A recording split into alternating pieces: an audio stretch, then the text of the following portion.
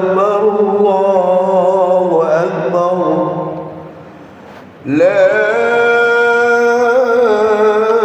إله إلا الله والله أكبر الله أكبر ولله الحمد الله أكبر كبيرا والحمد لله كثيرا وسبحان الله بكرة وأصيلا لا إله إلا الله وحده صدق وعده ونصر عبده وعاد جنده وحجم الأحجاب وحده لا إله إلا الله ولا نعبد إلا إياه مخلصين له الدين ولو كره المشركون ولو كره المنافقون ولو كره الكافرون لا إله إلا الله والله أكبر الله أكبر ولله الحمد الحمد لله الحمد لله الذي أرسل رسوله بالهدى ودين الحق ليظهره على دين كله وكفى بالله شهيدا أشهد أن لا إله إلا الله وحده لا شريك له وأشهد أن محمدا عبده ورسوله اللهم صل وسلم وبارك على عبدك ورسولك سيدنا محمد ختم الأنبياء والمرسلين وعلى آله وأصحابه أجمعين أما بعد فيا أيها الناس اتقوا الله حق تقاته ولا تموتن إلا وأنتم مسلمون قال الله تعالى في القرآن الكريم وهو أصدق القائلين أعوذ بالله من الشيطان الرجيم بسم الله الرحمن الرحيم ولتكبروا الله على ما هداكم ولعلكم تشكرون صدق الله العليم وصدق رسوله النبي وحبيب الكريم ونحن على ذلك من الشاهدين والشاكرين والحمد لله رب العالمين الله أكبر ولله الhamd. Sedang yang dimuliakan Allah Subhanahu wa taala. Marilah kita panjatkan puji dan syukur kita kehadrat Allah Subhanahu wa taala. Bahwasanya Allah Subhanahu wa taala senantiasa memberikan kepada kita bermacam-macam kenikmatan, terutama nikmat iman dan Islam serta nikmat sehat wal afiat. Sehingga dengan kenikmatan itu kita masih diberikan kekuatan oleh Allah Subhanahu wa taala untuk melaksanakan salah satu kewajiban kita, tentunya melaksanakan sunnah-sunnah Rasulullah sallallahu alaihi wasallam, yakni melaksanakan ibadah puasa. Dan hari ini kita melaksanakan salat Idul Fitri. Kita berdoa kepada Allah Subhanahu wa taala, semoga seluruh amaliyah ibadah kita, terutama ibadah puasa kita dan amaliyah yang lain di bulan Ramadan, diterima oleh Allah Subhanahu wa taala. Allahu akbar walillahil hamd. Salawat dan salam semoga tetap tercurah keharibaan junjungan kita, dialah baginda kita Nabi besar Muhammad sallallahu alaihi wasallam, dan juga tidak lupa kepada para keluarga dan para sahabat-sahabatnya, termasuk kita selaku umatnya mendapat syafaatul uzma di yaumil qiyamah. Amin ya rabbal alamin. Ma'asyiral muslimin rahimakumullah yang dimuliakan oleh Allah Subhanahu wa taala. Dari mimbar yang mulia ini saya selaku khatib berwasiat, khususnya kepada pribadi saya, umumnya kepada jamaah sekalian. Marilah kita bersama-sama untuk meningkatkan keimanan dan ketakwaan kita kepada Allah Subhanahu wa taala dengan sebaik-baiknya takwa, yakni imtisalul awamirillah wajtinabun nawahihi, menjalankan segala apa yang diperintahkan oleh Allah Subhanahu wa taala dan menjauhi segala larangannya. Karena dengan keimanan dan ketakwaan kita kepada Allah Subhanahu wa taala, niscaya kita akan mendapatkan kebahagiaan dunia maupun akhirat. Allahu akbar. Allahu akbar walillahil hamd. Hari ini adalah merupakan hari yang sangat suci bagi kita. Setelah kita melaksanakan ibadah puasa selama 1 bulan, melaksanakan amaliah-amaliah yang lain di bulan Ramadan, insyaallah ini adalah merupakan hari kemenangan. Maka tentunya sebagai tanda syukur kita kepada Allah Subhanahu wa taala, walitukabbirullaha ala ma hadakum wa la'allakum tashkurun. Maka dari semenjak kemarin waktu maghrib, setelah kita berbuka puasa, kita kumandangkan takbir sebagai tanda syukur kepada Allah Subhanahu wa taala, mengagungkan Allah Subhanahu wa taala atas petunjuk dan hidayahnya kepada kita semua, bahwa kita alhamdulillah lolos sudah melaksanakan perintah Allah Subhanahu wa taala, melaksanakan ibadah puasa, melaksanakan amalia-amalia yang lain di bulan Ramadan. Maka setidaknya lah kita sudah final dalam kompetensi, maka kita mendapatkan sertifikat Aidul Fitri, kembali kepada fitrahnya Allah Subhanahu wa taala. Maka sepantasnya lah dari mulut kita terucap, taqabbalallahu minna wa minkum siyamana wa siyamakum minal aizin wal fa'ilin. Semoga Allah menerima amaliah ibadah puasa kita, amaliah-amaliah yang lain di bulan Ramadan, dan mudah-mudahan kita termasuk dimasukkan pada golongan orang-orang yang beruntung, orang-orang yang fitrah, dan mudah-mudahan kita menjadi orang-orang yang beruntung di hari yang mulia ini. Allahu akbar, Allahu akbar walillahil hamd. Ada 2 esensi yang harus kita perhatikan di hari raya.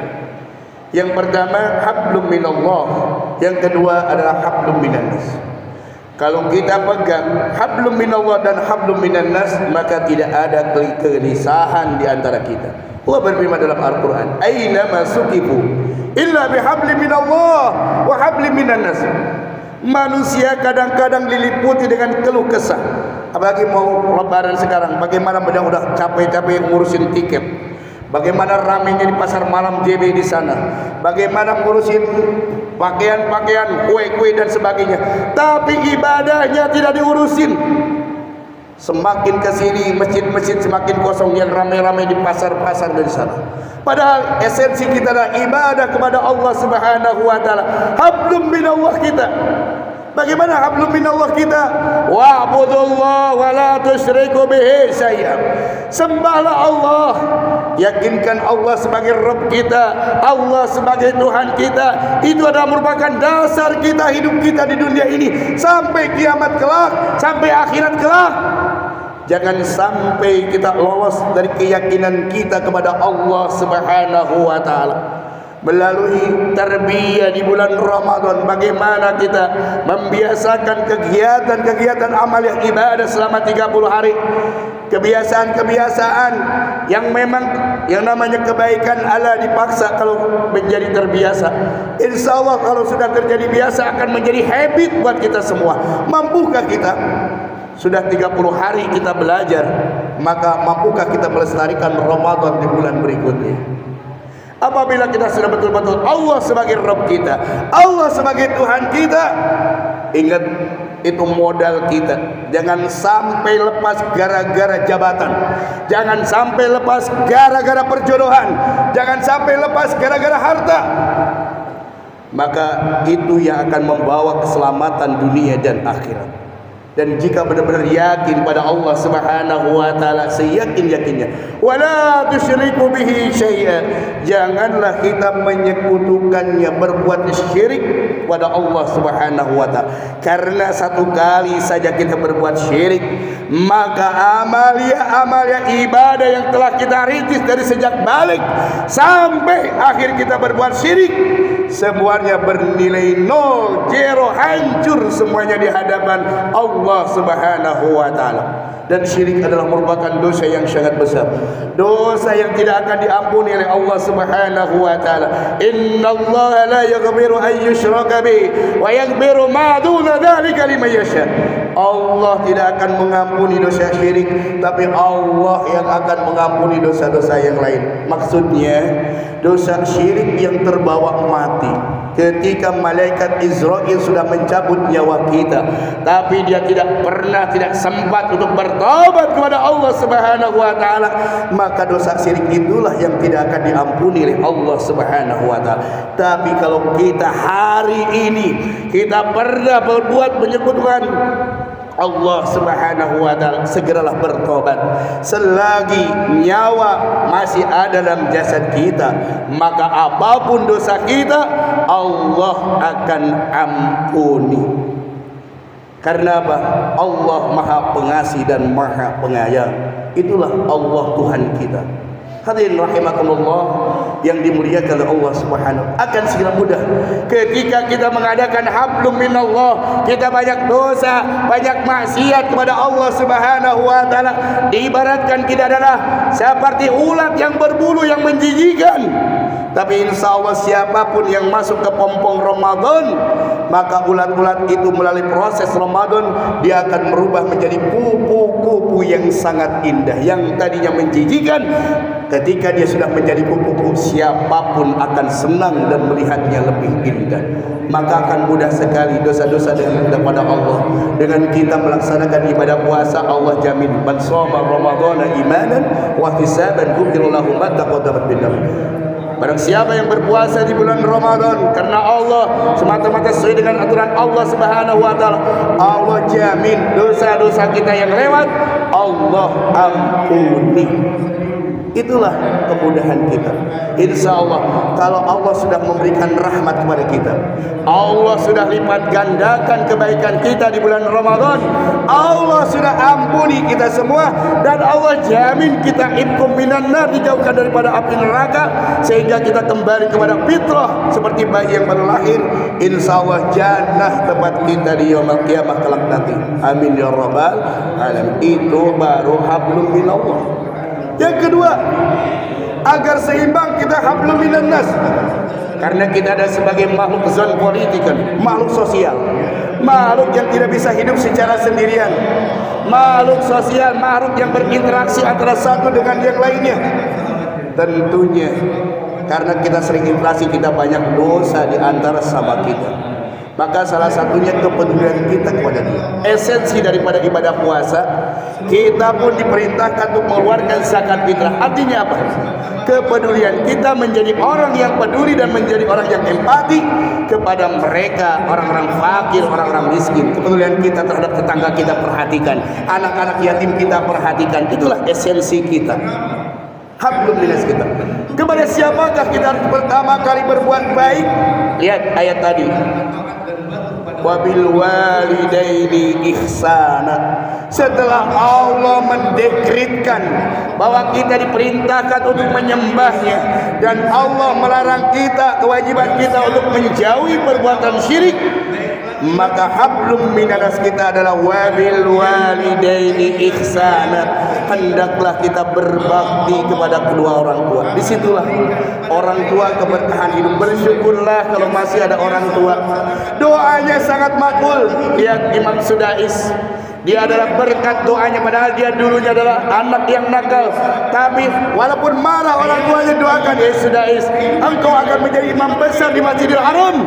Doanya makbul, dikabul oleh Allah Subhanahu. Saksi hidup sampai saat ini Imam Sudais adalah merupakan imam besar Masjidil Haram. Jangan disia-siakan orang tua. Keluh kesah kita, apapun problema kita, yang pertama kali datangi orang tua, minta doanya orang tua. Ketika orang tua menyucurkan air mata dan mendoakan kita, doanya akan dikabul oleh Allah Subhanahu wa taala. Tapi ingat, jangan sekali-kali membuat kecewa orang tua. Jangan sekali-kali membuat sakit orang tua. Karena apabila kita sudah mengecewakan orang tua, maka keberkahan Allah cabut hidup dunia kita, baik keberkahan di dunia maupun keberkahan di akhirat. Baru kita sesama tetangga kita, saudara-saudara kita, pergaulan kita, itulah hablum minannas. Tentunya ketika kita mengadakan hablum minannas, kita banyak kesalahan dan dosa. Betul apa enggak? Betul. Maka kalau dosa dengan Allah, dengan beristighfar, dengan berpuasa, Allah langsung ampuni. Bagaimana dengan dosa sesama manusia? Allah tidak akan mengampuni dosa sesama manusia selagi dia mau untuk mengampuni atau memberi maaf kepada kita. Manusia yang terbaik ketika saudaranya berbuat dosa, dia lebih memaafkan terlebih dahulu. Tapi alangkah sombongnya manusia ketika tidak mau memaafkan saudaranya. Allah aja Maha Ghafur Rahim, Allah Maha Pengampun. Masa manusia sombong banget kalau tidak mau memaafkan? Sampai kapanpun kalau dia tidak memaafkan, Allah tidak memaafkan. Maka oleh karena itu di hari ini, siapapun orangnya, yuk semuanya kita bebaskan, maafkan. Insya Allah dengan memaafkan, hati kita akan menjadi tenang. Dengan memaafkan ada kedamaian hidup bagi kita semua. Walaupun dia tidak mau memaafkan, tapi orang yang baik adalah yang memaafkan saudara-saudaranya. Maka di hari ini kita bersilaturahmi dengan sesama saudara kita. Ketika hamba Allah berdua, tasabahu yadhabil ghillu an qulubikum. Ketika dua hamba Allah bermusafahah, kemudian berpautlah antara dua urat, maka disitulah Allah mengampuni dosa-dosa kita dan unek-unek yang ada dalam diri kita akan terlepasan. Karena kalau tidak dilepaskan akan berefek pada diri kita, akan menjadi penyakit, stres, dan akhirnya menjadi orang yang dengki dan hasud. Ingat, orang yang dengki dan hasud ini bahaya sekali. Iyyakum wal hasadu fa innal hasada taqulul hasanatu kama taqulun narul hataman. Ketika dia berbuat dengki kepada saudaranya, maka pahala amal kebaikannya akan hancur seperti api memakan kayu bakar. Maka hari ini yuk keseimbangan hablum minallah kita terus kita tingkatkan dengan sebaik mungkin, dan hablum minannas kita pun kita benar-benar cari perdamaian di antara kita semua. Insyaallah hidup kita akan indah dan damai. Mudah-mudahan kita diberikan keberkahan oleh Allah Subhanahu wa taala. Amin ya rabbal alamin. Allahu akbar, Allahu akbar, walillahil hamd. Demikianlah isi khatib yang sangat singkat ini, mudah-mudahan bermanfaat khususnya bagi saya sendiri. Mudah-mudahan kita semua diberikan kemenangan oleh Allah Subhanahu wa taala dan mampu melestarikan apa-apa yang kita dapatkan di bulan Ramadan di 11 yang bulan datang. Maka mereka adalah betul-betul orang yang beruntung di hadapan Allah Subhanahu wa taala. Amin ya rabbal alamin. A'udzu billahi minasyaitonir rajim. Bismillahirrahmanirrahim. Wal 'asri innal insana lafi khusrin illa alladhina amanu wa 'amilus salihati wa tawasaw bil haqq wa tawasaw bis sabr. Barakallahu li wa lakum fil Qur'anil 'azim wa nafa'ani wa iyyakum bima fihi min ayati wa dzikril hakim. Aqulu hadha wastaghfiruh innahu wal ghafurur rahim.